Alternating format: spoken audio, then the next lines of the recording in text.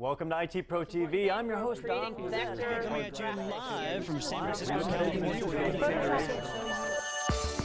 You're watching IT Pro TV. Hello, welcome back to another exciting edition of IT Pro TV. I'm your host, Vaughn Smith, and we are coming back at you with more in our Cisco Cloud Fundamentals series. And yes, we are in a part 2 of our storage provisioning topic within the bigger topic, of course, of the cloud storage. So here is Mr. Ronnie Wong to help us along. Hi, how are you doing? I am doing well, Vaughn. Thank you again for joining me as we continue on and take a look now at cloud storage, especially the idea of storage provisioning here.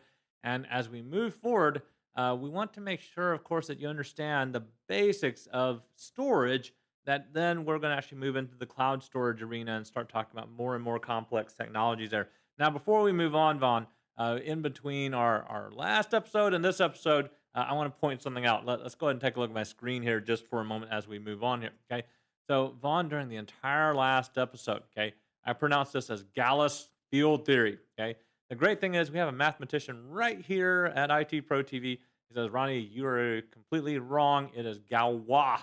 So just kind of remember that. And a very interesting story. If you want to look it up in terms of history, apparently one of the most fascinating stories is out there. Yeah, he gave us a quick overview of being in prison. He wrote his manifesto in prison and then died at 22 or 21. And he was like this great mastermind and then died yeah. in prison. Yeah. Go figure. There you go. All right.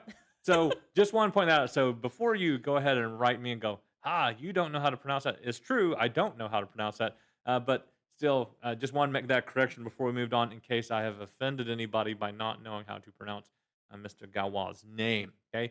Now, we've already talked about a few different RAID arrays, right? In the previous episode, we talked about RAID 0, we talked about RAID 1, we talked about RAID 5, and even RAID 6 here that helps us to recover from the failure of 2 drives. Okay. Now, Vaughn, that is a great start as we start moving into the realm of gigantic storage, devices that we want to do in terms of RAID or RAID arrays, okay, and arrays here, okay. So we also, of course, know that now that we've gotten to this point, okay, that these gigantic units that just pretty much are what we call SANs, the storage area networks, right? They're essentially enclosure devices that allow us to put in as many hard drives as those particular devices will end up holding, okay, and then be able to access them. But where we tend to have a particular failure, though, is when one of those drives that we put in, okay, ends up failing. Now, it can happen for many reasons, right? It might be where you might have actually chosen a manufacturer for a particular hard drive. I'm not going to pick out any one, but you've chosen a particular manufacturer. And let's say that you realize something after running them for a little bit of time, that you're getting consistently those drives are actually burning out a lot faster than anybody else's drives. It happens, okay? So you don't realize that. But once you actually get them into your production network, right, you got to kind of make sure that you take a look and see what is now going to be your big kind of handicap if you continue to use those devices and to be able to use the pool the the storage, the combined storage of all of those hard drives, okay, the limitations of what you have to deal with RAID 1 or RAID 0 or RAID 5, okay, and even partially RAID 6 here, that they, of course, started saying, really, you don't want to do this, okay, anymore. Now, last time when I was telling you in the previous episode that when we lost data out of our particular SAN that we had, okay, well, when we called and said, look, here's what we've lost, and what do we need to do? And they said, oh, you got to buy these particular hard drives. So we bought those hard drives. And then when I said, well, what type of RAID array you're running? We said, oh, RAID 5. Well, it had been, like I said, about 4 years that we were running RAID 5. And we didn't think about anything. And well, I didn't think about it. Let me put it that way. Okay. So somebody might have thought about it. But essentially it was working, so we didn't think about it. We always thought, well, if one drive fails, we can recover, no big deal. We never expected 2 drives to actually fail at one time. That's when we started realizing something that we couldn't do that anymore. So when we called the storage area, network appliances, SAN appliance dealer, he said, oh no, you got to run at least RAID 6. So at that point, it's not that I didn't know that other RAID arrays existed, okay? But essentially RAID 5 had worked for me so well on servers, I never even thought about the necessity of actually implementing anything higher than that. But he said, you got to at least do RAID 6. So Vaughn, if RAID 6 is the minimum, that actually means what? There are others that are out there. okay? And the other ones that are out there are actually at another tier. It's what we call the idea of nested RAID is what we call it. Now, when we talk about nested RAID, this is when we actually end up combining, well, two different types of RAID arrays together. And this does matter in the order that they're actually presented. So the first one that I want to talk about here is what is called RAID 0 plus 1. Okay, make sure you kind of realize that 0 plus 1 is what this one is called here. Okay, now with 0 plus 1, what ends up happening, of course, is that we go ahead and we actually create two different RAID 1 arrays. And notice that when we talk about RAID 1 arrays, okay, we actually have two disks that are essentially mirroring each other. So here in my diagram, I show the concept of mirroring by actually showing you that over here on the left-hand side, this is actually going to copy A over here to A, and then B, C to C, you name it. It actually does that if we want it to, okay? But then we create another one, and over here on this side, notice that those two drives are also mirrored, B to B, D to D, etc. Okay, so we can do that. Now, Vaughn, even if we do that, it doesn't really give us any more performance. Okay, and that's the hard thing about these types of storage arrays that we have, right? Is that yes, we know that we can actually have high volume storage. We know that we can actually have the idea here of fault recovery here, right? So in this one, Vaughn, it allows me still to recover from the failure of two drives. Okay, so if I lose one in the RAID over on the left-hand side, if I lose one in the RAID array over on the right-hand side, it's still only two drives, but I can recover from that as well. Now, to help us to also gain performance speed out of it, we now take those two mirrors, just like you see here, and we implement RAID 0 across them. Okay, so that's why you also see this other stripe here. And you'll see, for example, like the top stripe that I have across all four disks. Okay, I'm showing you AA on on the left-hand RAID array over here, and then going to B. So I'm striping the information across both of them. Okay, is what I'm doing. So the same thing then as we go to second stripe, C to D, third stripe, E to F, and then G to H. You name it. This is another RAID array that we can choose to do. So this also allows me to actually recover from the failure if one complete RAID array takes a dive as well. Then I'm a little bit more in trouble. But usually you're not going to have that happen. Okay, you're striping the data, but you can still, of course, have that as you go across here. But overall, though, usually for us, we're only really worried about the failure of one of these. We're not normally worried about the failure of a complete RAID array. A complete mirrored array here. Now, doesn't mean it can't happen. No, it doesn't necessarily mean it can't happen, but the likelihood of it is less than we think.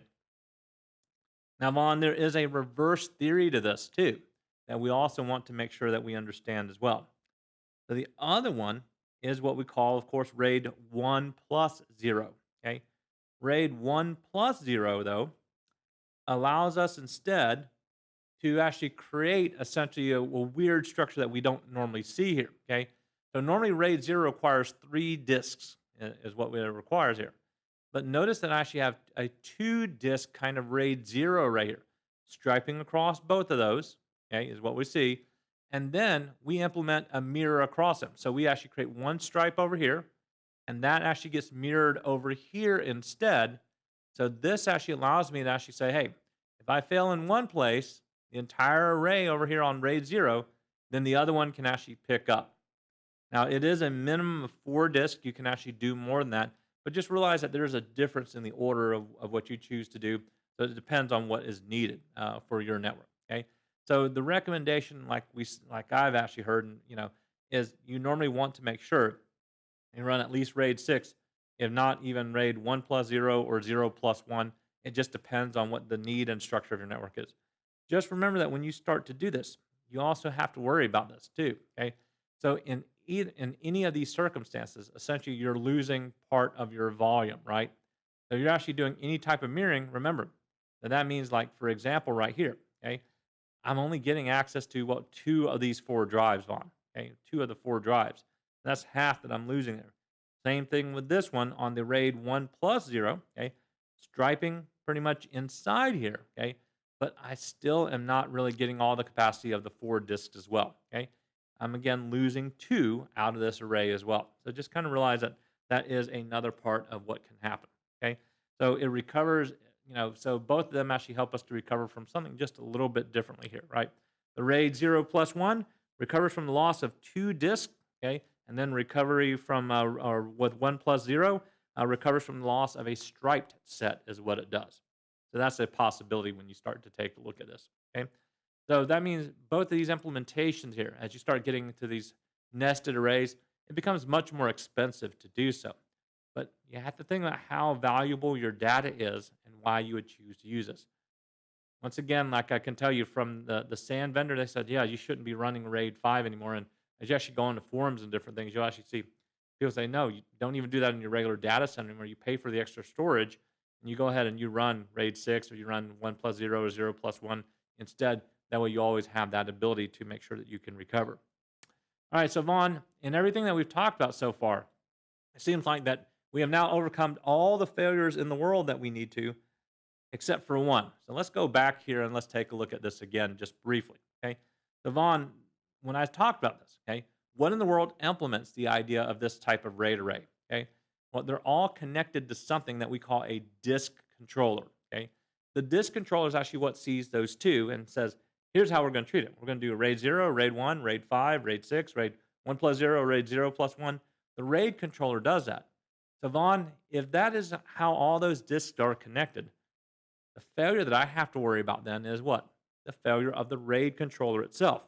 Since it's actually the device that performs the striping and the mirroring, the parity, and whatever else that it can do, it is also the device that helps us to be able to rebuild the data using the parity that we have, or using the Galois field algebra. It knows how to do this stuff, which is, to me, amazing that, that little tiny card that you have inside there, or big card that you have inside, it can do that, and I can't even pronounce it, Vaughn. And it actually knows how to do the mathematical theory behind what's actually done, okay? So that's the key here, is that idea of the disk controller. So normally the idea here that you also hear about is what we call some type of duplexing with RAID, okay? When you talk about duplexing with RAID, that means that if you're actually going to implement something like the idea of mirroring here, okay, you might actually put both of those disks on, well, 2 separate controllers. So even the failure of the disk controller doesn't go down and cause a failure for all the disks, okay? Because that's what you're trying to do, is you're eliminating single points of failure, okay? All right, so here's where we also have to actually think about the idea as well, okay? RAID controllers, you can find relatively cheap ones, and you can find, of course, very expensive ones as well. And they probably are kind of matched up with the performance and the price that you get out of them, okay? So they're, for most of the time, especially on regular, not solid state, but regular conventional hard drives, most of us are probably not going to notice a difference, at least at the end user side. Inside of your SANs, you will notice a difference, okay? I'm telling you, you definitely will. But just kind of realize that most of us are probably not going to notice the difference too much, or at least our end users aren't going to notice the difference if you actually get a cheap one versus an expensive one. But as far as east-west data goes, yes, you will notice something like that, okay? Now, the RAID controller, we also have to think, is that the only reason why we have a disk controller is for RAID itself? Well, RAID is only one kind of controller that, or one grouping, or one type of grouping in terms of the idea of creating an array, okay? RAID is by far the most popular array that we can create, but it's not the only way that we can group storage together as well, okay? So Vaughn, the funny one that most people laugh at is one called JBOD, okay? Now, for those of you that think that this is actually some nickname to some boy band leader, it is not. That's a good one, Ronnie. It's true. It's not. Because I was thinking, I'm like, oh, yeah. Yeah. Because I'm like, J-bod is kind of like, the dad bod. I was like, oh, now this is some, like, JBOD. yeah, Yeah. some new version of that. But no, it stands for just a bunch of disks. Just a bunch of disks. Yeah. Go figure. Apparently, most networking people aren't super creative. So, like RAID, redundant array of independent disks. Yeah. And JBOD, just a bunch of disks. Yeah, I was reading forward in the notes and I was like, oh, really? That's what it's called. JBOD. All right, there you go. Yeah, JBOD. Now, JBOD is not designed really for performance at all, okay? Nor is it really designed for, well, any type of array in terms of recovery too, okay? So JBOD is exactly like it stands for, okay? It is just a bunch of disks that can be read together for the size of its storage. So what it's doing is it's giving you more capacity. Okay. The reason why this is fairly important, not so much for a SAN. I would never implement this in a SAN, but if you just had a NAS storage and you were just saying, oh, what's important is that I can get access to it. I don't care about the super high performance here. This is another way that allows you just to simply add disk in without having to rebuild all the structures in the background. Okay. So with RAID, right, if you lose one disk, you put another one in, it can take days to recover. Okay. So Vaughn, one of the ones that I ended up having to actually recover from is when one of our smaller devices ended up failing. So I'm going to pick on this company because it absolutely was just kind of mind-boggling here. Okay.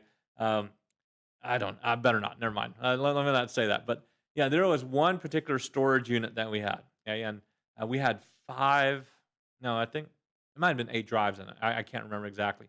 But the thing started to fail. And so finally, when we were able to recover it, even though they said it was an enterprise edition of this particular, you know, device here, it took 10 days to rebuild those 2 disks that had it. So it was amazing. Yeah, it really was. And at that point, Vaughn, for IT Pro TV, we had only had like 12 terabytes of storage at that point. Okay. Now, for you, if you're sitting at home, you're like 12 terabytes. That's insane. Not compared to what we have now. I guarantee you, we're starting to hit the upper limits of towards 100 terabytes is what we're starting to hit. That's a lot of storage that we need, and so I couldn't even imagine how long it would take now. So having to recover 10 terabytes, that means it literally has to rewrite and respace everything across those drives. Okay, so those are some of the things that you have to worry about. Okay, now with just a bunch of disks though, because it's not having to recalculate anything, Vaughn, if I need more storage, I simply just add another disk in and it says, oh, okay, I see another disk. And then we can go in and say, expand it to this disk. So it allows us to span drives is what it really allows us to be able to do. So it doesn't require even all the disks to be the same size, which is kind of a neat thing, but it still doesn't actually give us any more performance than what we actually want or need as well. Okay. Now, here, when you access it, you can access a single volume. So you can take however many disks that you want to jam together with this just a bunch of disks, and if your array will actually allow you to do it, you can jam as many of them as you need to, okay? But at the same time, it doesn't mean that they're all going to perform at the same speed. So when you actually do regular RAID, they recommend what? Usually the same exact drives from the same manufacturer, the same size, and everything. Okay, if you're actually doing a SAN, that's absolutely what they're going to ask of you is to make sure that they're all identical for performance and everything else that you're having to do. But overall, though, most people like this if you're in a home environment because yeah, you don't have to actually wait for the entirety of everything to kind of be rebuilt before you can really access that drive. But imagine for 10 days, you're essentially kind of twiddling your thumbs on that drive. The great thing is we had already implemented another storage array, and we actually went ahead and restored our backup from that drive already failing onto the newer one. And we had that in place. And 10 days later, it finally recovered. And we're like, all right, we're not trusting this particular type of device anymore. So I was going to pick on a company, but I'm not going to. So we won't do that. All right, so just kind of realize that you don't really get any performance gains, but there is no fault tolerance either. But it does give you that ability to span. For those that are running Windows operating system, if you ever added in a second hard drive in, one of the first things that it gives you is that idea of creating a span drive. Just a bunch of disks is doing the same thing. It's not saying rewrite everything across those disks. It's simply saying, here's storage that you can now, add a drive letter to, and it can actually go across these 2 disks if you want to. So just realize that that is another possibility too. All right, now we want to make sure that we understand that in comparison to that idea of what we call a disk array. It does give us the connectivity between all of our drives, but also that centralized management that we were talking about. The very fact is, disk controllers in a high, availability environment, we need to make sure we eliminate single points of failure, okay, in terms of what we need. Also, of course, you may find out that there's actually access ports. In other words, how many drives can that thing actually be able to get access to? The cache size is also important in that particular type of controller. How much memory is actually used on controller to help reduce some of the latency, okay? The smaller the memory, the more latency that you're going to have because it fills up very quickly. The larger the cache, but also the more expensive it is, you're going to have that too, okay? Also, the type of enclosure that might actually have to run, okay? If you're actually running a particular type of disk array as well. Some of these types of enclosures that you're doing that's running this type of array too can have redundant power supplies, okay, for both the controller as well as the disk in them. But that's pretty much about it. Technically, though, remember that all RAID arrays of some sort, or all, yeah, of some sort here, okay, they all should be about the same size, okay.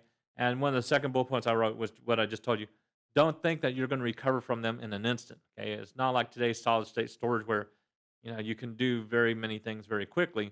When you're doing this, you really have to give the time for that drive to recover before you can really have the performance back that you need to as well. By comparison today, in just the regular RAID arrays, it's still limited, okay, in the ways that we do things, okay. So, like with the idea of RAID 5, right? You're limited to whatever the maximum number that type of RAID can hold as well. And if you want to implement also hot spares, such as an array 1 plus 0 or 0 plus 1, you also have to now make room in that array for just a drive that's sitting there to be able to take over whenever one drive ends up failing. Okay, so we're always good, Vaughn, until we actually have two drives end up failing at the same time. And Vaughn, we even had that happen one time where we knew that one drive was failing, so we started our, of course, recovery process right away, trying to make sure that we did everything that we wanted to. And in the middle of our process, we had ordered the drives that we needed to. The second drive went ahead and failed, okay? And we thought, okay, so that's fine. We got two drives, okay? But the great thing is we ordered two drives, and we had a third one begin to fail, okay? That is when you start to kind of panic a little bit more if you don't have good backups and ready to go, okay? So those are all possibilities that you may end up facing. But in the cloud world, you tend to actually not even worry about the idea of RAID, right? That's all underlying the technology, right? And we talked about one of the ideas behind cloud computing is this ability to essentially hide the technical, underlying technology so that the user doesn't have to actually pick whether it's RAID 5 or RAID 1 or whatever RAID it actually is. It hides it so that all that we actually have to do, Vaughn, is actually say, what size drive do we want, okay? And the way that they do that is that they implement a technology that they call, well, disk pooling is what they call it, okay? So disk pools, it's exactly like it sounds like. You take a bunch of disks together and you pull them together, but it's kind of weird. They're not exactly a RAID array, okay? Now, when I say something like that, right, the very fact is it's a subset of a RAID array, okay? So in that sense, all the pools, disk pools that you can actually make or create, they're actually built on a RAID array, but remember that not every RAID array is actually built on a disk pool, okay? So in other words, every RAID array is not a disk pool, but every disk pool is on a RAID array of some sort, okay? So there are some limitations that you have with just standard types of RAID arrays that you have to worry about, okay? But with disk pooling, you can actually pull as many disks as the technology will allow you to do, and then, of course, you can segment them so that multiple people can access them the way that they also need to at the same time. It overcomes some, if not every, possibility that we had in terms of limitations in terms of RAID, okay? And that's the thing to actually be able to consider too. Now, Vaughn, we have one more topic that I need to make sure that we understand here, okay? Which is a weird topic as well. So when we start to take a look here, make sure I'm actually showing you the right thing, okay? So let's take a look at my screen here just for a moment. Now, Vaughn, when we start to take a look at the idea of provisioning, okay, so provisioning for us, we already talked about, how we group together the disk using RAID array, right? But when we start to talk about provisioning of disks for things like, VMs in the cloud and stuff, okay, there's two types of provisioning that we can actually use. So a lot of times when we start to create VMs, okay, Vaughn, there's actually a mark that's there that says to actually do, do dynamic disks or to actually use static disk a lot of times. That's what you hear the term for. I'm trying to remember what I actually can remember here, okay? So, Vaughn, the idea of doing what we call a static type of disk here is when they actually say, here is the size of the hard drive that we have. And what we do is we say, yeah, this is the size that I want to create. Now, when you do that with a virtual machine, Vaughn, the hard drive essentially is part of that file. So, Vaughn, if we actually created a file here, which is a little bit harder to do, but you could actually create a hard drive for that VM. That's essentially a file, but it would be 16 terabytes in size. Now, Vaughn, it doesn't mean that I have 16 terabytes of data on that file for a VM, okay? It just means I can go ahead and essentially park or take that space up in my array if I wanted to, and say, I want this to be a static type of size. So that means it doesn't expand out, it doesn't change, it doesn't do anything. If you say I'm giving it 16 terabytes, guess what? It's going to stay 16 terabytes, and that's big. Okay, that actually ends up getting stored everywhere. Okay, so that's a very incredible way to do things. Now, there is another way to do it instead, which is probably better in certain instances, not in every instance here. Okay, so there is what we call thin provisioning. Now, thin provisioning, it uses what we call a storage virtualizer.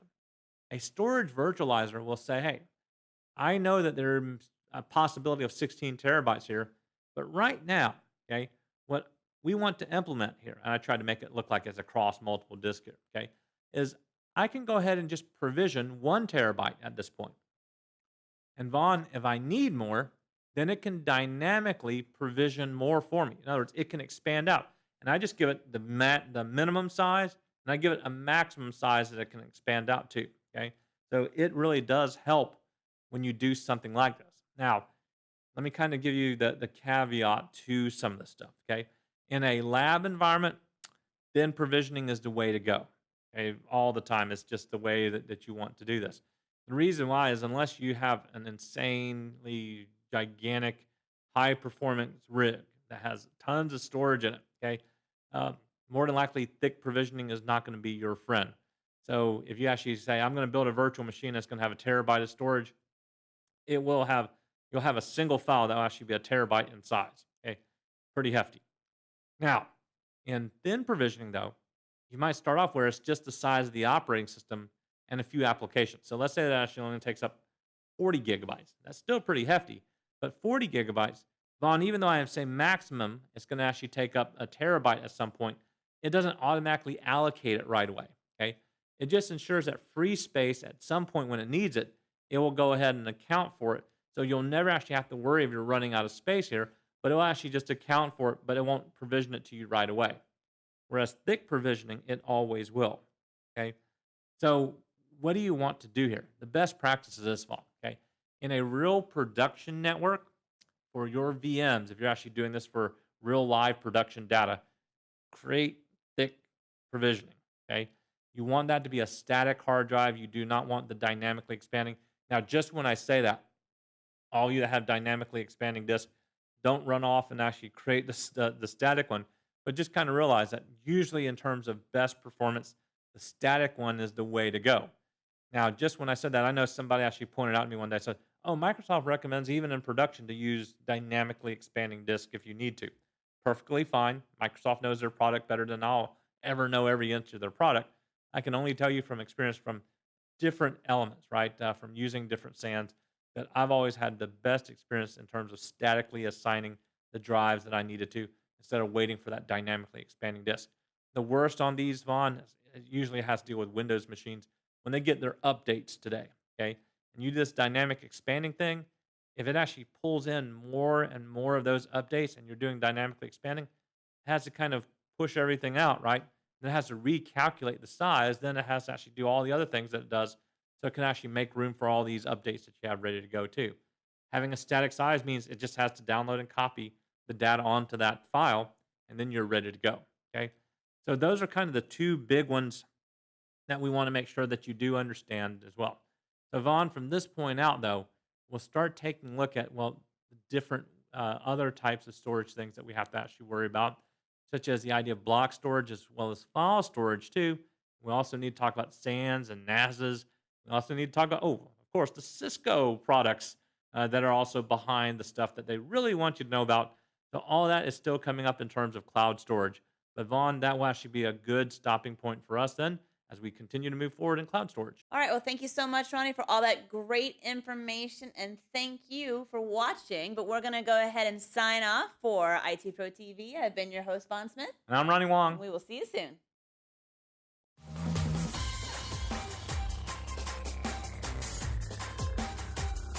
Thank you for watching IT Pro TV.